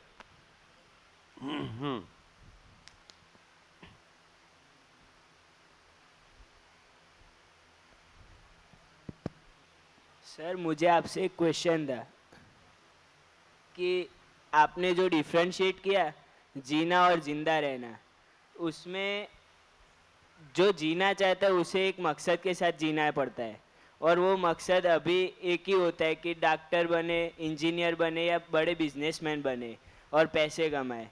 पर जो हमारे पूर्वज जो उनके समय में कोई पढ़ने का उतना मीनिंग महत्व नहीं था, तो क्या वो नहीं जीते थे कोई मकसद के साथ, और क्या वो सिर्फ जिंदा ही रहते थे, वो जीने का कोई मतलब नहीं था? बढ़िया। तो अभी क्या है अभी क्या है, जिंदा रहना और जीना को हम और बढ़िया से सेटल कर सकते हैं, क्योंकि हमने अब बहुत सारी यात्रा उसके बाद कर ली है। अब यहाँ पे अगर हम इसको बैक लौट के देखेंगे तो जीने का मतलब है सुखपूर्वक जीना। सुखपूर्वक ही जीना होता है, अन्यथा झेलना और झेलाना ही होता है। फिर वो जिंदा रहना ही है। अगर जिंदगी में सुख नहीं है तो जिंदा रहना ही है। तो जीने का मतलब सुविधा भी हो और सुख भी हो। सुविधा भी होगी, सुविधा का होना जरूरी है। अब आपके पास ज्ञान हो गया और खाने को रोटी नहीं है, पहनने को कपड़ा नहीं है, तो ज्ञान से थोड़ी कपड़ा रोटी आ जाएगा। उसके लिए श्रम करना पड़ता है। उसके लिए आप डॉक्टर हो, इंजीनियर हो, मैंने कोई नौकरी करें, या कोई आप अपना बिजनेस करें, या कोई अपना आप उत्पादन करें, कोई फैक्ट्री लगाएं, कोई खेती करें, इसी से तो आएगा। खाना चाहिए कि नहीं चाहिए? समझदार आदमी को खाना चाहिए कि नहीं चाहिए? अरे समझदार हो गया तब भी खाना ही खाएगा। तो समझदार हो गए तो भी खाना चाहिए, तो सुखी हो गए तो भी खाना चाहिए। तो जीना मतलब सुखपूर्वक जीना, और सुखपूर्वक जीना मतलब निरंतर सुखपूर्वक जीना, मतलब समझदार होके ही जीना होता है, नहीं तो जिंदा रहना होता है। तो जिंदा रहने का सामान भी चाहिए भाई, शरीर तो जिंदा रहेगी, तो जिंदा रहने का सामान चाहिए। उसके लिए आपकी चॉइस है, आपको जो बनना है, डॉक्टर, इंजीनियर, आईएएस, नौकरी करना है, नहीं करना है, बिजनेस करना है, खेती करनी है, कोई फैक्ट्री लगानी है, कोई उद्योग लगाना है, आप अपना डिसाइड करिए। क्योंकि भूख लगेगी तो खाना चाहिए। नहीं जी आपको बहुत प्यार करते हैं, अरे हमको भूख लगी है, सम्मान भी करते हैं, हमको भूख लगी है, आप पे विश्वास भी करते हैं, अरे हमको भूख लगी है, हम आपके प्रति कृतज्ञ हैं, अरे हमको भूख लगी। तो भैया जब भूख लगेगी तो उस समय खाना चाहिए ही चाहिए। उसके लिए कुछ करना पड़ेगा कि नहीं? तो बुजुर्ग लोग जो हैं, पहले के लोग, मतलब बुजुर्ग मतलब एक पीछे की जो परंपरा है, तो क्या पीछे डॉक्टर इंजीनियर नहीं होते थे? पीछे भी होते थे। आज भी क्या डॉक्टर इंजीनियर सबके परिवार में है? नहीं है। पहले भी सबके परिवार में नहीं थे। ठीक है, तो हम देखें कि वो जी रहे थे कि नहीं जी रहे थे। तो अभी उनके भी जीने का प्रमाण नहीं आया है। जो पहले लोग जीते आए हैं उसका अगर प्रमाण आया होता तो ये लाल निशान क्या इस विसनगर की सभा में बैठे हुए लोगों के कारण है?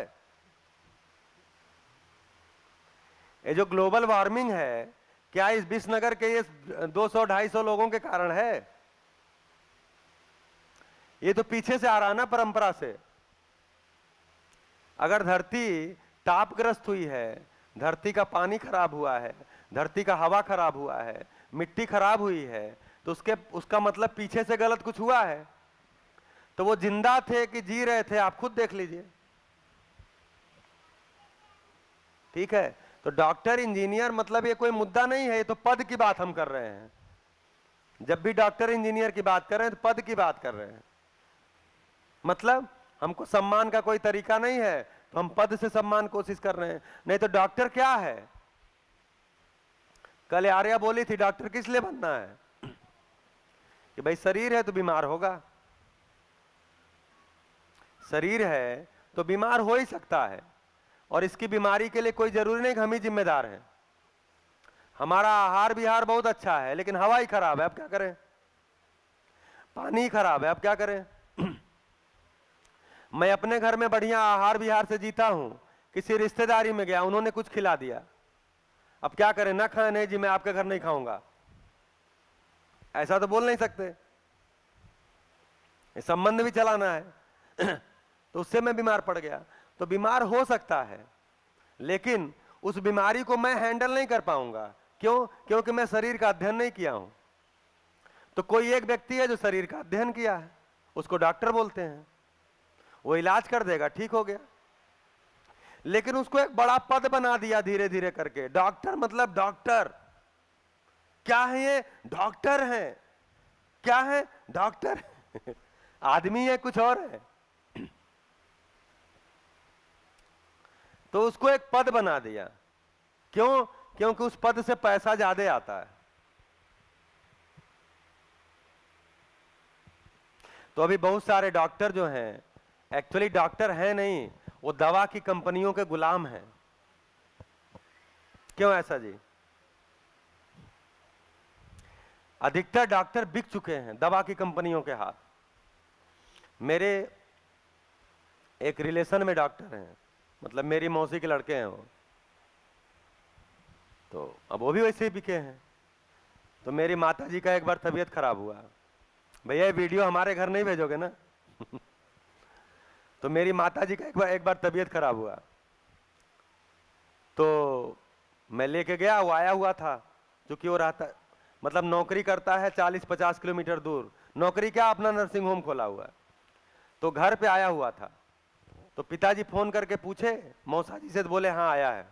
तो हम लेके चले गए, माता जी को थोड़ी सांस वांस फूल रही थी, तो लेके गए। बोला भैया क्या? हमने कहा माता जी की तबीयत खराब है, अपना बीपी उपी नापा, जो भी लगाना था लगाया, धड़ाधड़ 12-13 दवाएं उसने लिख दिया। कितनी दवाएं?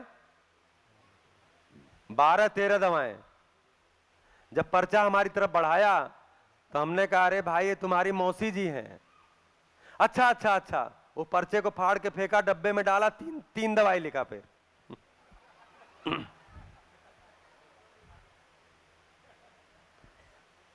मैंने 10 दवाइयां फालतू थी। अच्छा, इनके पर्चे मेडिकल स्टोर पे चेक होते हैं, आपको पता नहीं होगा, आपको बहुत सारी जानकारी नहीं होगी। डॉक्टरों के पर्चे मेडिकल स्टोर पर उन कंपनियों के एजेंट फोटो खींचते हैं। अगर उन्होंने किसी दूसरी कंपनी का दवा लिख दिया है तो फोटो खींच करके डॉक्टर को व्हाट्सएप करते हैं, आपने इस कंपनी का दवा लिखा है, ये देखिए आपका पर्चा, आपका एग्रीमेंट रद्द किया जाता है, अगला विदेश दौरा रद्द। हाँ, वो विदेश भेजते हैं, देश दुनिया घुमाते हैं और बोलते हैं 10 साल तक मेरी दवाई लिखो। तो एक्चुअली डॉक्टर दवाई बेच रहे हैं, इलाज नहीं कर रहे हैं। बहुत से अच्छे डॉक्टर भी हैं, मतलब मैं जब ब्लेम कर रहा हूं तो किसी को पर्सनल नहीं कर रहा हूं, एक जो जनरल परसेप्शन है उसकी बात कर रहा हूं कि मैक्सिमम डॉक्टर दवा की कंपनियों के हाथ बिक चुके हैं और वो दवाई बेच रहे हैं और टेस्ट बेच रहे हैं। आपकी बीमारी यहां है और जांच पूरे शरीर का कराएंगे, हमको भी अच्छा लगता है, चलो एक बार में पूरे शरीर की जांच हो गई, क्या जरूरत थी इतने जांच की? तो वहां से कमीशन, यहां से कमीशन। तो भैया, हाँ जी चाणक्य भाई, तो डॉक्टर एक पद है, पद से जोड़ दिया उसको, कोई बड़ी चीज बना दिया। क्यों? वो पैसा ज्यादा कमाता है। लोग बोलती हैं ये डॉक्टर साहब हैं, और डॉक्टरों की हालत बहुत खराब है, इनके घरों में ज्यादा झगड़े हैं। जो जितने बड़े पद पे है उनके घरों में ज्यादा झगड़े हैं। आपको पता नहीं होगा, मुझे पता है, क्योंकि ऐसे सारे केस हम ही लोगों के पास आते हैं। और वो इस सभा में नहीं बुलाते, कहां बुलाते हैं? भैया थोड़ा आज टाइम है?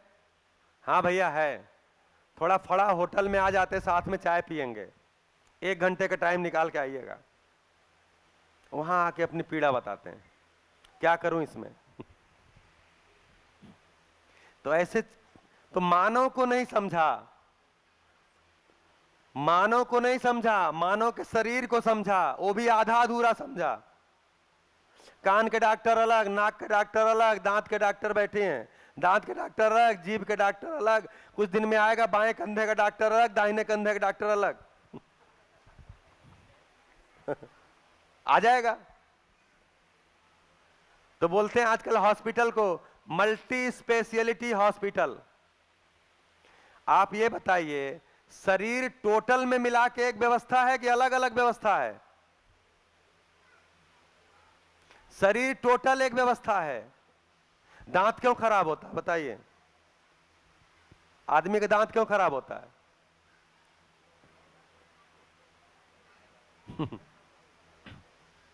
अब आप बैठे हैं तो आपको उत्तर देना ही पड़ेगा। आदमी का दांत क्यों खराब होता है? बहुत सारे रीजन है, 2-3 रीजन बताइए। कुछ फूड हैबिट की वजह से भी होता है। कुछ फूड हैबिट मतलब जो खाना चाहिए वो नहीं खाता है।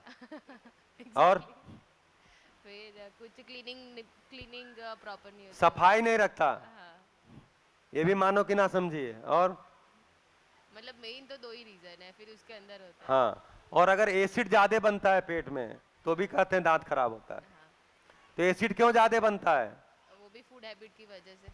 शरीर में एसिडिटी का प्रॉब्लम क्यों होता है? Food habit. जो नहीं खाया, खाना है वो खा लिया। तो अगर हमने ऐसे शिविर चलाए और उसमें लोगों को खाना सिखा दिया, खाना केवल ठीक से सिखा दिया, तो आपकी दुकान बंद हो जाएगी कि नहीं? तो कुल मिलाकर के मानव कंप्लीट शरीर एक कंप्लीट व्यवस्था है। मतलब कोई किडनी ठीक से काम नहीं कर रही होगी, लीवर ठीक से काम नहीं कर रहा होगा, कोई हार्मोन का सिक्रेशन ठीक से नहीं हो रहा होगा, उससे बहुत सारी बीमारियां होती हैं।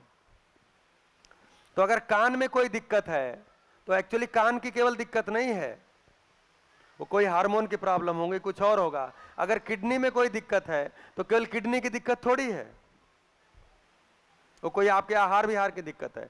तो शरीर को जब भी समझा गया होगा तो कंप्लीट ही समझा गया होगा। लेकिन दुकानें अलग अलग लगा दिया, दुकानें अलग अलग लगा दिया, क्योंकि एक डॉक्टर को आप फीस दोगे तो 400 दोगे, 500 दोगे। अब हाथ का अलग दोगे तो 500 दोगे, पैर वाले को अलग 500 दोगे, लीवर वाले को अलग 500 दोगे, किडनी वाले को अलग 500 दोगे। तो एक ही शरीर के बहुत सारे फीस देते हैं। तो एक्चुअली शरीर को एक व्यवस्था के रूप में नहीं समझा गया। तो शरीर को क्या समझा गया? तो मेडिकल साइंस में क्या बोलते हैं? दर्द को क्या बोलते हैं? दर्द को क्या बोलते हैं? तो बोलते हैं दर्द अच्छी चीज है। दर्द होता है तो आपको उस अंग का होश आता है, दर्द नहीं होता है तो आपको उस अंग का होश नहीं रहता।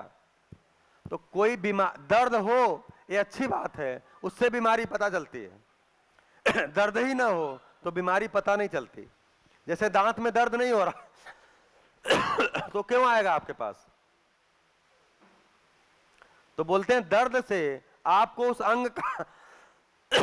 अंग का ज्ञान होता है, समझ आती है, मतलब ध्यान जाता है, नहीं तो उस अंग का ध्यान ही नहीं जाता आपको। तो कुल मिला के क्या है? शरीर एक व्यवस्था है। हाँ जी, कुछ बोल रहे हिमांशु भाई?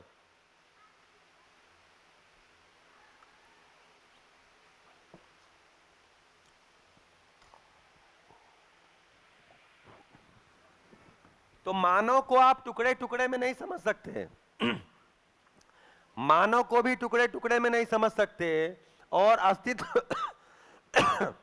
अस्तित्व को भी आप टुकड़े टुकड़े में नहीं समझ सकते। तो इसको बोलते हैं समझना होल टू पार्ट होता है। समझना होल टू पार्ट। पूरे को समझ करके मैं अपने को समझ पाऊंगा। जीना पार्ट टू होल होता है। मैं जीता हूं, परिवार में जीता हूं, समाज में जीता हूं, प्रकृति के साथ जीता हूं, अस्तित्व में जीता हूं, यह जीना होता है।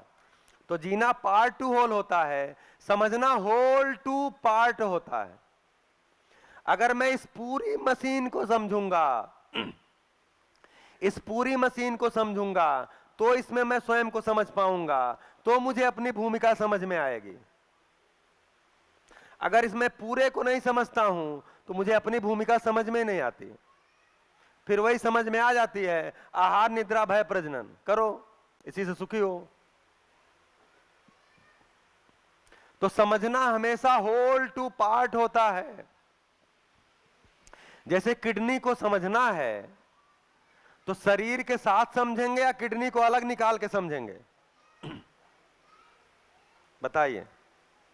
शरीर एक व्यवस्था है ना, तो शरीर की व्यवस्था में अगर किडनी को समझना है तो किडनी को अलग काट के निकाल के समझेंगे या शरीर के साथ समझेंगे?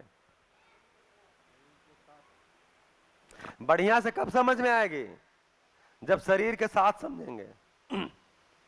क्योंकि पूरे शरीर एक व्यवस्था है, उसमें वो भागीदारी करता है। अलग से समझेंगे तो क्या समझ में आएगा? अलग से तो कोशिका है वो। किडनी क्या है? सेल है। अलग से समझेंगे तो क्या समझेंगे? मांस का लोथड़ा है, सेल है, उसको क्या समझेंगे?